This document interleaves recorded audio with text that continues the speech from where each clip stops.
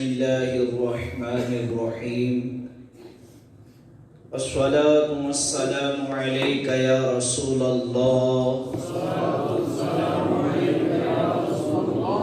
وعلى آلك وأصحابك يا حبيب الله الصلاة والسلام عليك يا نبي الله وعلى آلك وأصحابك يا نور الله نويت سنة الاعتكاف. اللہ عز و جل کے پیارے اور آخری نبی مکی مدنی صلی اللہ علیہ وسلم کا فرمان رحمت نشان ہے، جو مجھ پر درود پاک پڑھتا ہے اس کا درود مجھ تک پہنچ جاتا ہے، میں اس کے لیے استغفار کرتا ہوں اور اس کے علاوہ اس کے لیے 10 نیکیاں لکھی جاتی ہیں. صلو علی الحبیب صلی اللہ تعالی علی محمد. حضرت سیدنا سالم رحمت اللہ تعالی علیہ فرماتے ہیں، ایک مرتبہ ملک روم سے کچھ قاصد سیدنا عمر بن عبدالعزیز رحمت اللہ تعالی علیہ کے پاس آئے تو آپ نے فرمایا کہ جب تم لوگ کسی کو اپنا بادشاہ بناتے ہو تو اس کا کیا حال ہوتا ہے؟ کہنے لگے کہ جب ہم کسی کو اپنا بادشاہ بناتے ہیں تو اس کے پاس ایک قبر کھودنے والا آ کر کہتا ہے، اے بادشاہ، اللہ پاک تیری اصلاح فرمائے، جب تجھ سے پہلا بادشاہ تخت نشین ہوا تو اس نے مجھے حکم دیا میری قبر اس طرح بنانا اور مجھے اس طرح دفن کرنا.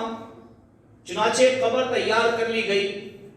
پھر اس کے پاس کفن فروش آ کر کہتا ہے، اے بادشاہ، اللہ پاک تیری اصلاح فرمائے، جب تجھ سے پہلے بادشاہ تخت نشین ہوا تو اس نے مرنے سے پہلے اپنا کفن، خوشبو اور کافور وغیرہ خرید لیا، پھر کفن کو ایسی جگہ لٹکا دیا جہاں ہر وقت نظر پڑتی رہے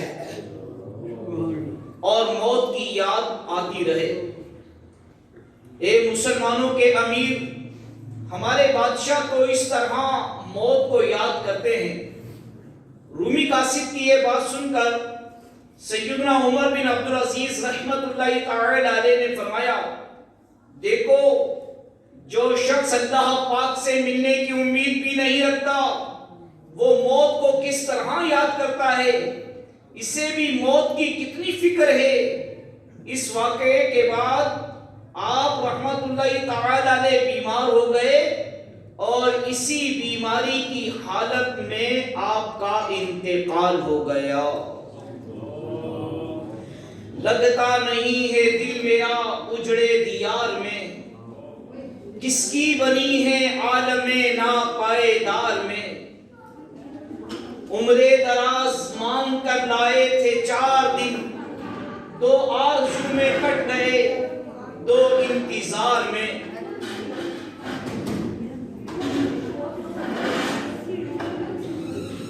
بلبل کو باغباں سے نہ صیاد سے گلا، قسمت میں قید لکھی تھی فصل بہار میں. کتنا ہے بد نصیب ظفر دفن کے لیے، 2 گز زمین بھی نہ ملی کوئے یار میں. پیارے اسلامی بھائیوں، موت کا وقت مقرر ہے، اس سے فرار ہونا ممکن نہیں. یہ ایک ایسی حقیقت ہے کہ اللہ پاک نے آدم علیہ السلام کو جب زمین پر اتارا اسی وقت فرما دیا، وَلَكُمْ فِي الْأَرْضِ مُسْتَقَرٌّ وَمَتَاعٌ إِلَىٰ حِينٍ. ترجمہ کنز ایمان، اور تمہیں ایک وقت تک زمین میں ٹھہرنا اور برتنا ہے، اور موت ایسی یقینی ہے کہ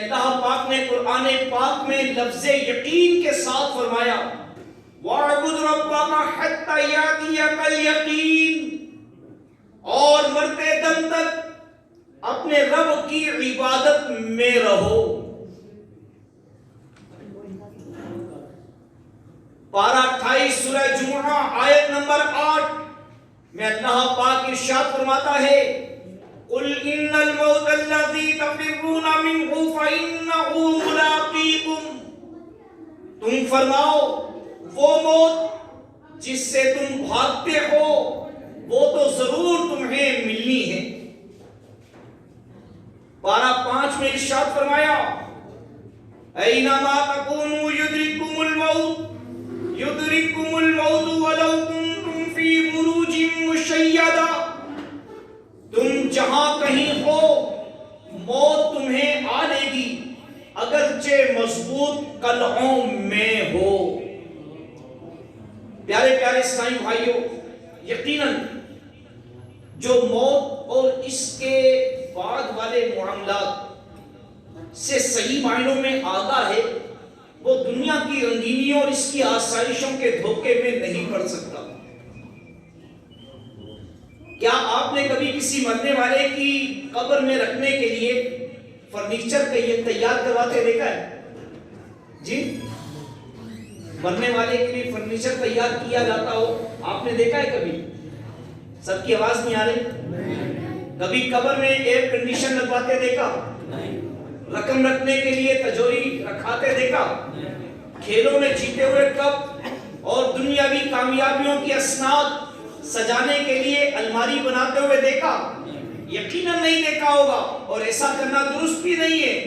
تو جو سب کچھ یہی چھوڑ کر جانا ہے تو یہ ڈگریاں ہمارے کس کام کی؟ جس دولت کے لیے ساری زندگی محنت کرتے ہیں وہ ہماری کیا مدد کرے گی؟ جس منصب کی بنا پر ہم شان و شوکت کا افتخار کرتے رہے وہ آخر ہمارے کیا کام آئے گا؟ یا ایھا الناس ان وعد اللہ حق فلا تغرنکم الحیاۃ الدنیا ولا یغرنکم باللہ الغرور۔ ترجمہ کنز ایمان، اے لوگو بے شک اللہ کا وعدہ سچ ہے تو ہرگز تمہیں دھوکہ نہ دے دنیا کی زندگی، اور ہرگز تمہیں اللہ کے علم پر فریب نہ دے وہ بڑا فریبی یعنی شیطان۔ تفسیر صراط الجنان میں ہے اس آیت کے تحت جو لکھا گیا اس کا خلاصہ یہ ہے کہ اللہ پاک نے نصیحت کرتے ہوئے ارشاد فرمایا اے لوگو بے شک اللہ پاک کا وعدہ سچ ہے، قیامت ضرور آنی ہے، مرنے کے بعد ضرور اٹھنا، اپنے اعمال کا حساب دینا ہے اور ہر ایک کو اپنے عمل کی جزا ضرور ملے گی۔ تو ہرگز دنیا کی زندگی تمہیں دھوکہ نہ دے کہ اس کی لذتوں میں مشغول ہو کر تم آخرت کو بھول جاؤ۔ پیارے اسلامی بھائیوں، تاجدار رسالت صلی اللہ تعالی علیہ وسلم اور اللہ کے پیارے انبیاء علیہ السلام موت کو بکثرت یاد کیا کرتے۔ ہمیں تو موت کا تذکرہ بھی اچھا نہیں لگتا، مرنے کو جی نہیں چاہتا، لیکن پھر بھی مرنا پڑے گا۔ ہم میں کوئی جو کہے کہ میرا جی چاہتا ہے مرنے کو، نہیں چاہتا نا دل، بلکہ موت کا ذکر کر سنتے ہوئے بھی دل گھبراتا ہے، بے چینی ہونے لگتی ہے کہ یہ کون سا ذکر کر دیا، یہ کون سی بات شروع ہو گئی۔ لیکن جی چاہے یا نہ چاہے کل نفس ذائقۃ الموت، الموت باب کل نفس داخلها، الموت قدح کل نفس شاربها۔ موت ایک ایسا دروازہ ہے جس سے ہر ایک کو گزرنا ہے، موت ایک ایسا جام ہے جس سے ہر ایک کو پینا ہے۔ روایات میں ہے کہ عیسیٰ علیہ السلام جب موت کا ذکر سنتے تو ان کے جسم سے خون کے قطرے گرنے لگتے۔ اللہ کے نبی داؤد علیہ السلام جب موت اور قیامت کا ذکر کرتے تو ان کی سانسیں اکھڑ جاتی اور بدن پر لرزہ طاری ہو جاتا، جب رحمت کا ذکر کرتے تو حالت کچھ سنبھل جاتی۔ اللہ کے پیارے محبوب صلی اللہ علیہ وسلم جن کے ہم غلام ہیں، جو ہمارے آقا ہیں، جن کا نام ہم صبح و شام جپتے ہیں، کیا فرماتے ہیں؟ جن پر ہمارا یقین ہے نا کہ اللہ کے پیارے محبوب شفاعت کریں گے اور ہمیں جنت میں لے کے جائیں گے انشاءاللہ، توجہ فرمائیں گے، کرم ہو جائے گا۔ آپ پتہ ہے موت کی یاد کیسے فرماتے؟ فرمایا اللہ کے پیارے آخری نبی صلی اللہ علیہ وسلم، جب میں اپنی آنکھیں جھپکتا ہوں تو مجھے یہ گمان ہوتا ہے کہ میری پلکیں ملنے سے پہلے میری روح قبض کر لی جائے۔ جب نظر اٹھاتا ہوں تو مجھے لگتا ہے کہ نظر نیچی کرنے سے پہلے میرا وصال ہو جائے گا۔ جب کوئی لقمہ منہ میں ڈالتا ہوں تو محسوس ہوتا ہے کہ یہ لقمہ گلے سے اترتے وقت میرے لیے موت کا سبب بن جائے گا۔ فرمایا اے آدم کی اولاد، اگر تم عقل رکھتے ہو تو اپنے آپ کو مردوں میں شمار کرو۔ اس ذات کی قسم جس کے قبضہ قدرت میں میری جان ہے، انما توعدون لآت وما انتم بمعجزین، بے شک جس کا وعدہ تمہیں دیا جاتا ہے ضرور آنے والی ہے، اور تم اللہ پاک کو تھکا نہیں سکتے، عاجز نہیں کر سکتے۔ موت کو یاد رکھیں پیارے اسلامی بھائیوں، یہ موت کی یاد لذتوں کو ختم کرنے والی ہے، رب رحیم کا قرب دلوانے والی ہے۔ موت کی یاد کتنی پیاری ہے، کیا کیا دلواتی ہے؟ دلوں سے غفلت کا پردہ اتارنے والی موت کی یاد، موت سے پہلے موت کی تیاری کروانے والی، راہ حق پر چلانے والی ہے، دنیاوی نعمتوں اور وسعتوں سے دھوکہ کھانے سے روکنے والی ہے۔ موت کی یاد دنیاوی مصیبتوں پر صبر آسان بنا دیتی ہے۔ موت کی یاد نیکیوں میں اضافہ کروانے والی ہے، گناہوں سے روکتی اور توبہ پر ابھارتی ہے۔ موت کو یاد کرنے کی کتنی فضیلت ہے۔ ارشاد فرمایا جو دن رات میں 20 مرتبہ موت کو یاد کرے اسے شہیدوں کے ساتھ اٹھایا جائے گا۔ موت کو زیادہ یاد کرو کہ یہ گناہوں کو مٹاتی اور دنیا سے بے رغبت کرتی ہے۔ موت کو زیادہ یاد کرنے اور اس کی زیادہ تیاری کرنے والے لوگ عقل مند ہیں۔ جی ہاں، عقل مند کی تعریف بھی آ گئی سامنے کہ عقل مند کون ہے؟ جو موت کی زیادہ تیاری کرے۔ جی ہاں، جو موت کی زیادہ تیاری کرتے ہوئے نظر آئے وہ زیادہ عقل مند ہے۔ جسے موت کی یاد خوف زدہ کرتی ہے، قبر اس کے لیے جنت کا باغ بن جائے گی۔ موت کی یاد موت سے پہلے اس کی تیاری کرنے پر ابھارتی ہے۔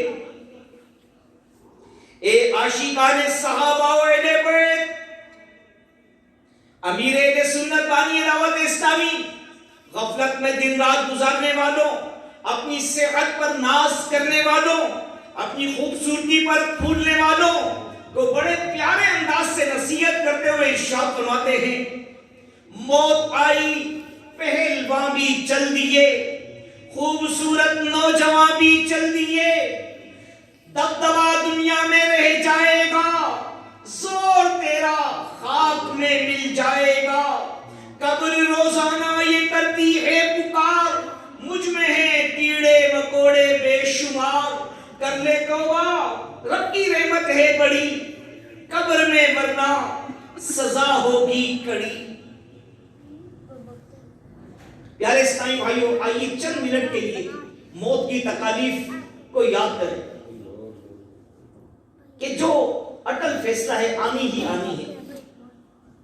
حجت الاسلام امام غزالی رحمۃ اللہ علیہ نزعہ کی تکلیف کی شدت اور اس کی کیفیات کی منظر کشی کرتے ہوئے ارشاد فرماتے ہیں، نزعہ اس تکلیف کا نام ہے جو براہ راست روح پر نازل ہوتی ہے اور تمام اجزاء کو گھیر لیتی ہے، یہاں تک کہ روح کا وہ حصہ بھی تکلیف محسوس کرتا ہے جو بدن کی گہرائیوں میں ہے.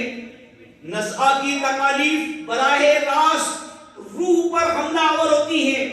پھر یہ تکالیف تمام بدن میں پھیل جاتی ہیں کہ ہر وقت پٹھے حصے اور جوڑ سے روح کھینچی جاتی ہے. ہر بال کی جڑ سے یہاں تک کہ سر سے لے کر پاؤں تک کھال کے ہر حصے سے روح نکالی جاتی ہے. بزرگوں نے فرمایا کہ موت کی تکلیف تلوار کے وار، آرے کے چیرنے، کینچی کے کاٹنے سے زیادہ تکلیف دہ ہے.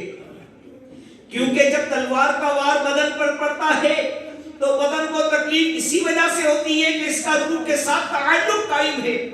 اندازہ کرو کہ اس وقت کس قدر تکلیف ہوگی جب تلوار براہ راست روح پر پڑے گی. جب کسی کو تلوار سے زخمی کیا جائے تو مدد مانگ سکتا ہے، چیخو پکار کر سکتا ہے، کیونکہ اس کے زبان و جسم میں طاقت موجود ہے. جبکہ مرنے والے کی آواز اور چیخو پکار کی تکلیف کی وجہ سے ختم ہو جاتی ہے، کیونکہ موت کی تکلیف اس وقت دل پر غلبہ کر لیتی ہے. موت کی تکلیف پورے بدن کی طاقت چھین کر ہر حصے کو کمزور کر دیتی ہے. موت کی تکلیف کسی بھی حصے میں مدد مانگنے کی طاقت نہیں رہنے دیتی. موت کی تکلیف سوچنے سمجھنے کی صلاحیت پر غالب آ کر اسے حیران و پریشان کر دیتی ہے. موت کی تکلیف زبان کو گونگا اور باقی جسمانی حصوں کو بے جان کر دیتی ہے. یہی وجہ ہے کہ اگر کوئی شخص نزعہ کے وقت رونا چاہے، چلانا چاہے، مدد مانگنا چاہے، تب بھی ایسا نہیں کر سکتا. پیارے اسلامی بھائیوں، تصور کیجئے کہ اگر ہم اپنے آپ کو موت کی یاد دلانے کے لیے تصور میں اگر ہم یہ باندھیں کہ جب موت کا وقت آئے گا تو کیا کیفیت ہوگی. تصور موت کا بہترین طریقہ جو بیان کیا نا وہ یہ ہے کہ تنہائی میں کبھی کبھی یوں بیٹھ جائے تنہائی میں، اور تنہائی میں آ کر دل کو ہر طرح کے دنیاوی خیالات سے پاک کر لے. مدنی منو پلیز سب توجہ فرمائیں. تنہائی میں آ کر اپنے دل کو دنیاوی خیالات سے پاک کر کے پہلے اپنے ان دوستوں اور رشتہ داروں کو یاد کیجئے جو وفات پا چکے ہیں. اپنے قرب و جوار میں رہنے والے فوت شدگان میں سے ایک ایک کو یاد کیجئے اور تصور میں ان کے چہرے سامنے لائیے اور خیال کیجئے کہ وہ کس طرح دنیا میں اپنے اپنے منصب اور کام میں مشغول لمبی امیدیں باندھے دنیاوی تعلیم کے ذریعے مستقبل کی بہتری کے لیے کوشاں تھے اور ایسے کاموں کی تدبیریں کیا کرتے تھے جو شاید سال تک مکمل نہ ہو سکے. دنیاوی کاروبار کے لیے طرح کی تکلیفیں برداشت کیا کرتے تھے. وہ صرف اس دنیا ہی کے لیے کوششوں میں مصروف تھے. اسی کی آسائشیں انہیں محبوب اور اسی کا آرام مرغوب تھا. وہ یوں زندگی گزار رہے تھے کہ گویا انہیں مرنا ہی نہیں. چنانچہ وہ موت سے غافل، خوشیوں میں بدمست اور کھیل تماشوں میں مگن تھے. ان کے کفن بازار میں آ چکے تھے لیکن اس سے بے خبر دنیا کی رنگینیوں میں گم تھے. اسی بے خبری کے عالم میں یکایک موت نے آ لیا اور وہ قبروں میں پہنچا دیے گئے. ان کے ماں باپ غم سے نڈال ہو گئے، ان کی بیوائیں بے حال ہو گئیں، ان کے بچے بلکتے رہ گئے. مستقبل کے حسین خوابوں کا آئینہ چکنا چور ہو گیا. امیدیں میا بیٹ ہو گئیں، ان کے کام ادھورے رہ گئے. دنیا کے لیے ان کی سب محنتیں رائے آ گئیں. برا سا ان کے مال تقسیم کر کے مزے سے کھا رہے ہیں اور ان کو بھول چکے ہیں. اس تصور کے بعد اب ان کی قبر کے حالات کے بارے میں غور کیجئے کہ ان کے بدن کیسے گل سڑ گئے ہوں گے، ان کے حسین چہرے مسخ ہو گئے ہوں گے، وہ کھل کھلا کر ہنستے تھے تو منہ سے پھول جھڑتے تھے، مگر اب ان کے وہ چمکیلے خوبصورت دانت جھڑ چکے ہوں گے، منہ میں پیپ پڑ گئی ہوگی، ان کی موٹی موٹی دلکش آنکھیں ابل کر رخساروں پر بہ گئی ہوں گی، ان کے ریشم جیسے بال جھڑ کر قبر میں بکھر گئے ہوں گے، ان کی باریک اونچی ناک میں کیڑے گھسے ہوئے ہوں گے، ان کے گلاب کی پنکھڑیوں کی مانند پتلے پتلے نازک ہونٹوں کو کیڑے کھا رہے ہوں گے، وہ ننھے ننھے بچے جن کی توتی باتوں سے غمزدہ دل کھل اٹھتے تھے، مرنے کے بعد ان کی زبانوں پر کیڑے چمٹے ہوں گے، نوجوانوں کے قابل رشک توانا ورزشی جسم خاک میں مل گئے ہوں گے۔ یہ تصور کرنے کے بعد سوچئے کہ ان قریب یہی حال میرا ہونے والا ہے، پھر مجھ پر نزا کی کیفیت طاری ہوگی، آنکھیں چھت پر لگی ہوں گی، عزیز و اقارب جمع ہوں گے، ماں میرا لال کہہ رہی ہوگی، باپ مجھے بیٹا بیٹا کہہ کے پکار رہا ہوگا، بہنیں بھائی بھائی کی آوازیں لگا رہی ہوں گی، چاہنے والے آہیں اور سسکیاں بھر رہے ہوں گے، پھر اسی چیخ و پکار کے دل ہلا دینے والے خوفناک ماحول میں میری روح قبض کر لی جائے گی، کوئی آگے بڑھ کر میری آنکھیں بند کر دے گا، مجھ پر کپڑا اڑا دیا جائے گا، عزیزوں کے رونے دھونے سے کوہرام مچ جائے گا، پھر غسال کو بلایا جائے گا،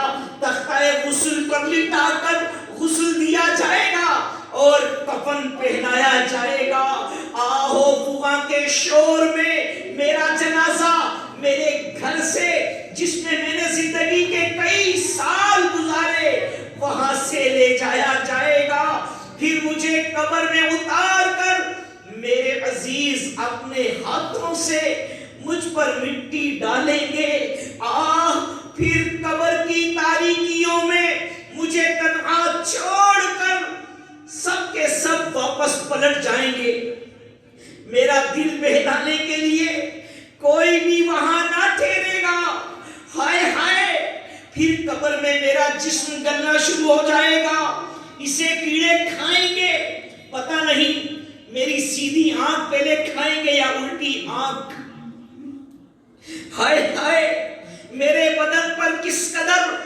آزادی کے ساتھ کیڑے رینگ رہے ہوں گے، ناک کان اور آنکھوں میں گھس رہے ہوں گے، یوں اپنی موت اور قبر کے حالات کا تصور کیجئے، پھر منکر نکیر کی آمد، ان کے سوالات اور عذاب قبر کا خیال دل میں لائیے، اپنے آپ کو ان پیش آنے والے معاملات سے ڈرائیے، موت کا تصور کرنے سے انشاءاللہ دل میں موت کا احساس پیدا ہوگا، جگہ جی لگانے کی دنیا نہیں ہے، یہ عبرت کی جا ہے، تماشا نہیں ہے، ملے خاک میں عہد شاہ کیسے کیسے، زمین کھا گئی نوجوان کیسے کیسے، دبدبا دنیا ہی میں رہ جائے گا اور غسل تیرا خاک میں مل جائے گا، توڑ دے گی قبر تیری پسلیاں، دونوں ہاتھوں کی ملیں جو انگلیاں، کر لے توبہ رب کی رحمت ہے بڑی، قبر میں ورنہ سزا ہوگی کڑی۔ اے میرے پیارے پیارے اسلامی بھائیوں، جتنے گناہ ہوئے ان تمام گناہوں پر توبہ کر لیجیے، حدیث پاک میں ہے التائب من الذنب کمن لا ذنب لہ، کہ گناہ سے توبہ کرنے والا ایسا ہے کہ گویا اس نے گناہ کیا ہی نہیں۔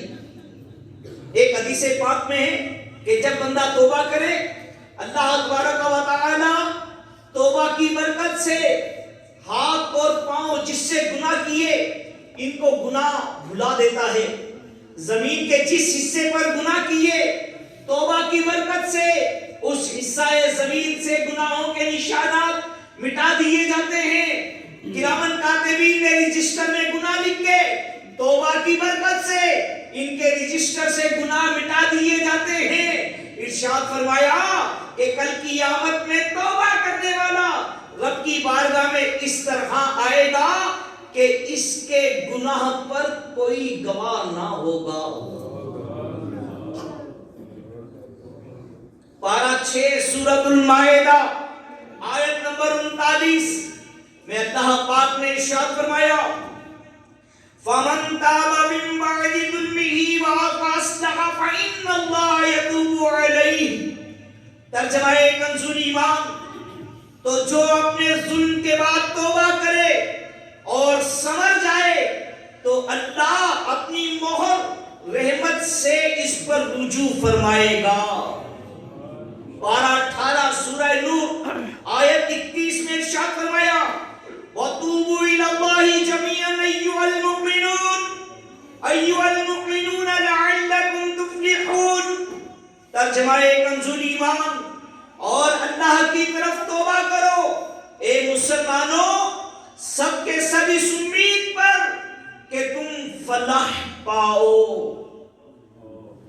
پارہ 19 سورۃ الفرقان آیت نمبر 70 میں ارشاد فرمایا إِلَّا مَن تَابَ وَآمَنَ وَعَمِلَ عَمَلًا صَالِحًا فَأُولَئِكَ يُبَدِّلُ اللَّهُ سَيِّئَاتِهِمْ حَسَنَاتٍ وَكَانَ اللَّهُ غَفُورًا رَحِيمًا. ترجمہ کنز ایمان، مگر جو توبہ کرے اور ایمان لائے اور اچھا کام کرے تو ایسوں کی برائیوں کو اللہ بھلائیوں سے بدل دے گا اور اللہ بخشنے والا مہربان ہے. اللہ بندے کو بخش دینا چاہتا ہے. جو سچی توبہ کرتا ہے اللہ اس کی توبہ کو قبول فرما لیتا ہے. اے میرے پیارے اسلامی بھائیو، دیکھیے یہ بیان ہم نے سنا نا، ایک بات تو ڈن ہے کہ ہمیں یہاں دنیا میں رہنا نہیں ہے. اس بات سے تو میں نہیں سمجھتا کوئی بھی مطلب کہ ظاہر ہے کہ سب مسلمان بیٹھے ہیں اور مسلمان کا یہ عقیدہ ہے کہ موت آنی ہے تو موت آنی ہی آنی ہے. اب آپ یہ دیکھیں کہ ایک بندہ جو اپنی زندگی میں جس نے لگژری لائف گزاری، عیش آرام والی، اور اس نے نمازیں روزے پورے نہیں کیے، زکاتیں نہیں دی، حج نہیں کیا، اللہ کو راضی کرنے والے کام نہیں کیے، لیکن دنیا کی زندگی عیش اور آرام میں گزاری، بڑے مزے میں گزاری. اب اس کی موت کا وقت آ گیا. آپ سے پوچھنا یہ ہے کہ اس کو مرنا اچھا لگے گا یا کیسا لگے گا؟ کیسا لگے گا؟ سب کی آواز نہیں آئی؟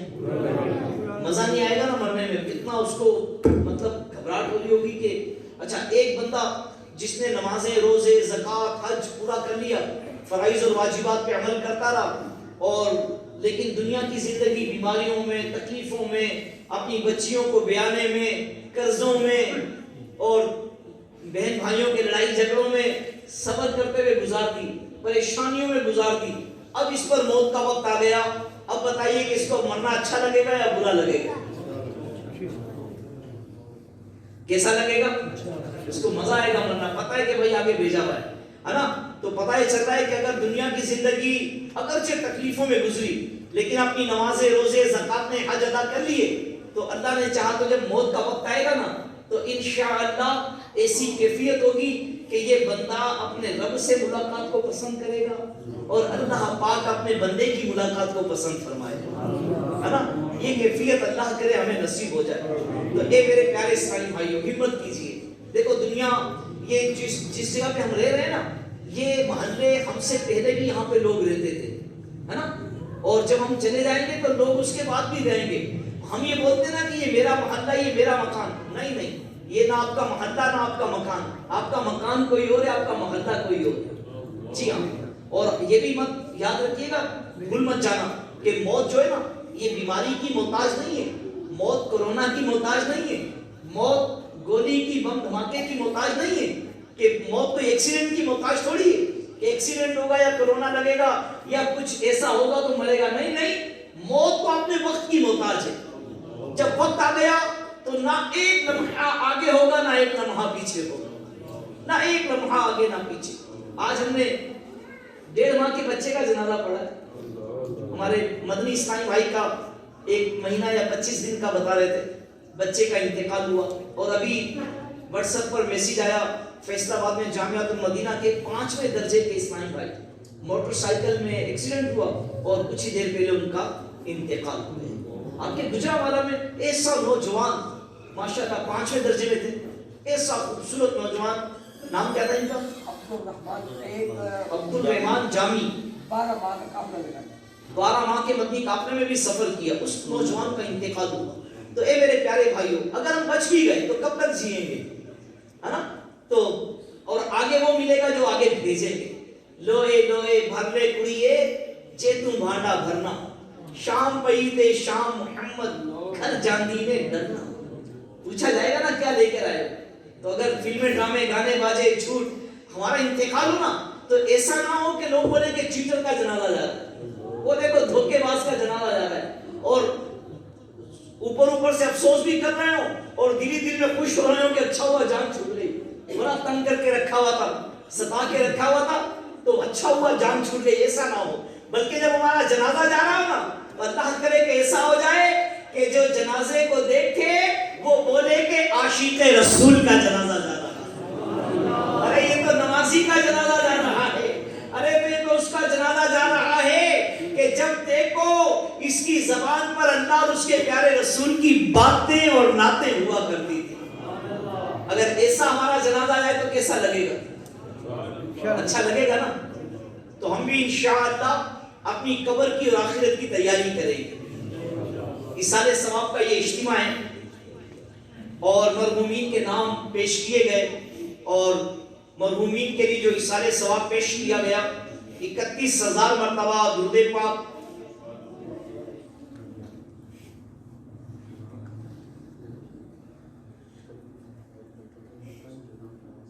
سورۃ الاخلاص 31,000، قرآن پاک 172، درود پاک 76 لاکھ، سورہ ملک 27,000، سورہ یاسین 37,000، سورہ رحمان 13,000، کلمہ شریف 48,000، استغفار 55,000، آیت الکرسی 14,000، تسبیح فاطمہ 23,000، یا سلام 16,000، آیت کریمہ 50,000، سورہ فاتحہ 800. اگر یہ پڑھا ہوگا 1000 تو پہنچے گا، اگر لکھا ہوئی ہوگا پھر نہیں پہنچے گا. اب یہ پڑھنے میں وہی دیا جائے جو پڑھا ہو، ہے نا، تاکہ دھوکہ نہ ہو جائے. اللہ پاک مرحومین کے لیے جو یہ ایصال ثواب پڑھا گیا، اور ویسے دیکھیں تلاوت ہوئی، نعت شریف پڑھی گئی، بیان ہوا، مسجد کے اندر اتنے عاشقان رسول بیٹھے، یہ عبادت کے کام ہے نا. اور اب ان کا نام لے کر جو ان کے ایصال ثواب کے لیے کیا گئے، سب عبادت کے کام مرحومین کو پہنچیں گے. روایات میں آتا ہے کہ یہ ایصال ثواب نور کے طباق میں سجا کر مرحومین پر پیش کیا جاتا ہے، اور اس ایصال ثواب کی برکت سے فوت ہونے والے کے گناہ معاف ہوتے، درجے بلند ہوتے، اور ایصال ثواب کی برکت سے اللہ تبارک و تعالی فوت ہونے والے کی مغفرت فرماتا ہے. اللہ تبارک و تعالی ہمارے مرحومین کی بے حساب بخشش اور مغفرت فرمائے. آمین بجاہ النبی الامین صلی اللہ تعالی علیہ وسلم. آج ہفتہ ہے، 8:30 بجے رات شیخ طریقت امیر اہل سنت